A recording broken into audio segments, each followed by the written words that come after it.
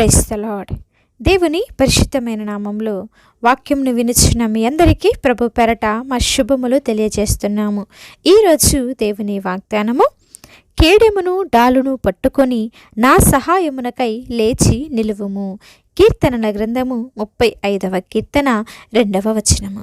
ప్రియ సహోదరి సహోదరులారా, ఈ లోకంలో ఎవరి తోడు సహాయము మనకి ఉన్నా లేకపోయినా దేవాది దేవుని యొక్క తోడు, ఆయన యొక్క సహాయము మనకుంటే, ఆయన మన పక్షముగా ఉంటే మనము దేనికి కూడా భయపడవలసినటువంటి అవసరం అనేది ఉండదండి. అందుకే ఇక్కడ భక్తుడు అంటున్నాడు, నా సహాయం నాకై లెగిచి నిలువుము, నా విరోధులతో నువ్వే వ్యాజ్యమాడము, వారితో నువ్వు పోరాడు దేవా, నాకు సహాయము చెయ్యి అని చెప్పి దావీదు దేవుని సన్నిధిలో దేవుని యొక్క సహాయము కొరకు ఎదురు చూస్తున్నాడు. నిజమే, ఆయన మన పక్షముగా ఉంటే ఈ లోకంలో మనకి విరోధి ఎవరు చెప్పండి?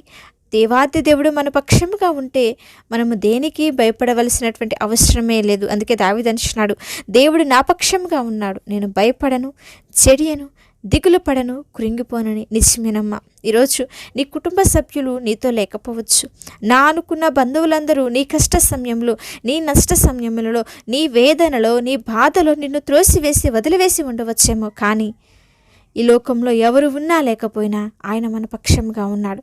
మన పక్షంగా ఉన్నది ఎవరో తెలుసా? సమస్తాన్ని సృజించినటువంటి సృష్టికర్త అయిన దేవాతి దేవుడు. ఆయన మన పక్షంగా ఉంటే ఇంకా మనకి విరోధి ఎవరు? ఆయన మన పక్షముగా ఉంటే మనకి న్యాయం జరుగుతుంది. మన పనులన్నిటిలో కూడా మనము కార్యములు చూస్తాము. మన ప్రతి పనిలో కూడా దేవుని యొక్క ఉన్నతమైన మేలులను మనము పొందుకుంటామండి. ఆయన మన పక్షముగా ఉంటే మనకు సహాయము కలుగుతుంది. నీ యొక్క జీవితంలో మరి యుద్ధాలు, శ్రమలతో, శోధనలతో, బాధలతో కృంగిపోయి నలిగిపోయి వేదన పడుచున్నావా? దిగులు చెందుతున్నావా? ఇక నాకు జయము రాదా? నాకు అపజయమేనా? నేను ఎంతకాలం ఇలా కృంగిపోవాలి? ఎంతకాలం ఇలా కన్నీరు కార్చాలి? నా ఈ వేదనలకు ముగింపు లేదా? నా ఈ శ్రమలకు ముగింపు లేదా అని చెప్పి బాధపడుతూ కృంగిపోతూ నలిగిపోతున్న పరిస్థితిలో నువ్వు ఉన్నావా? అయితే ఈరోజు దేవుడు నీతోనే మాట్లాడుచాడు. ఏమిటో తెలుసా? నీ పక్షముగా ఉన్న దేవాది దేవుడు లోకంలో ఉన్నవాని కన్నా కూడా గొప్పవాడు. ఆయన నీకు సహాయము చేయటకై ఆయన నీ పక్షంగా ఉన్నాడు. ఆయన నీ తోడు నిలబడ్డాడండి. మరి ఒకానొక సమయంలో ఇశ్రాయేలీయులకు క్లిష్టమైనటువంటి పరిస్థితి ఎదురైనది. అదేంటంటే, గొలియాతును చూసి అక్కడున్న ఇశ్రాయేలు అందరూ కూడా భయపడిపోతున్నారు. గొలియాతేమో ఆచానుబాహుడు, అతనితో యుద్ధము చేసి గెలవగలిగినటువంటి సత్తా అక్కడ ఎవరికీ లేదని చెప్పి భయపడుతూ మనము వారి చేతిలోనికి వెళ్ళిపోతాము, మనకి అపజయమే అని చెప్పి అందరూ ఆలోచిస్తున్నటువంటి పరిస్థితుల్లో ఆ దేవాది దేవుడు దావీదును లేవనెత్తాడండి.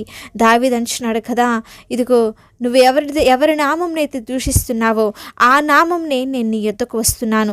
ఈరోజు ఆ దేవుడు నిన్నే నా చేతులకి అప్పగిస్తాడని ధైర్యము కలిగి, యుద్ధము యెహోవాదే, ఆయన నాకు విజయాన్ని ఇస్తాడు, ఆయన నాకు జయమును అనుగ్రహిస్తాడు, ఆయన నాకు తోడున్నాడు, ఈ ఫిలిస్తీయుడు నా ముందు ఏమాత్రం అని చెప్పి ఆ దేవుని యందు విశ్వాసం ఉంచాడు. నమ్మిక కలిగి ఉంచి యుద్ధ రంగంలోనికి వెళ్ళి ఆ జానుబాహుడైనటువంటి గొలియాతును చంపివేసి మరి ఇశ్రాయేలులకి విజయం అనేది వచ్చిందండి.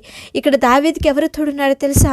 రాచినటువంటి సౌలు తోడు లేరు, తన తండ్రి లేడు, తన అన్నలు కానీ ఎవ్వరు కూడా దావీదుకి తోడుగా లేరు.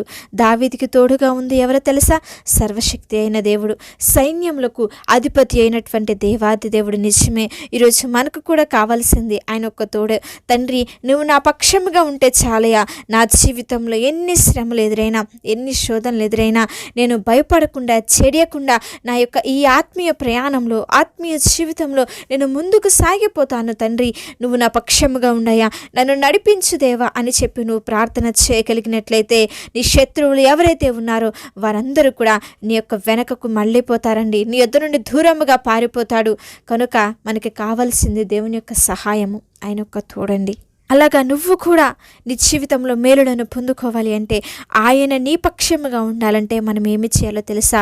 యోబు వలె శ్రమలైనా, నిందలైనా, మరి అనారోగ్య పరిస్థితులు ఎదురైనా, ఎలాంటి స్థితి ఎదురైనా, సమస్తాన్ని కోల్పోయినా శ్రమలలో కూడా దేవుణ్ణి విడిచిపెట్టకుండా ఆయన్ని అంటిపెట్టుకొని ఉండాలి. శ్రమలు నీ మేలు కొరకే అని, ఈ నిందలు రాబోతున్న తరములో, మరి రాబోతున్న రోజులలో నీ జీవితంలో ఆశీర్వాదము కొరకే అని దేవుణ్ణి అంటిపెట్టుకొని పెట్టుకుని ఆయన యందు విశ్వాసం ఉంచామనుకోండి, యోబు వలె నిన్ను కూడా ఆయన ఆశీర్వదిస్తాడు. మరి కష్టాలలో నష్టాలలో దేవునిని మరొక దావీదు వలె దేవుని యొక్క గొప్పతనాన్ని జ్ఞాపకం ఉంచుకొని దేవుని స్తుతించావనుకో, ఆయన నీ పక్షముగా ఉంటాడు, నీకు తోడుగా ఉంటాడు, నిన్ను నడిపిస్తాడండి. శ్రమలలో దేవుణ్ణి దూషించక విశ్వాసమును బట్టి తన ముందుంచబడినటువంటి పరుగు రంధ్యంలో ఓపికతో పరిగెత్తి మరి విశ్వాస వీరుడుగా నిలబడినటువంటి పౌలు గారి వలె మనము కూడా శ్రమలలో దేవుని యందు నిలబడగలిగినట్లయితే ఆయన మన పక్షముగా ఉంటాడు. ఆయన మన పక్షముగా ఉంటే నీకున్న ప్రతి పరిస్థితులన్నీ కూడా పటాపంచలైపోతాయి. అన్నిట్లో నీకు విజయమే, అన్నిట్లో కూడా నీకు జయమే కలుగుతుంది.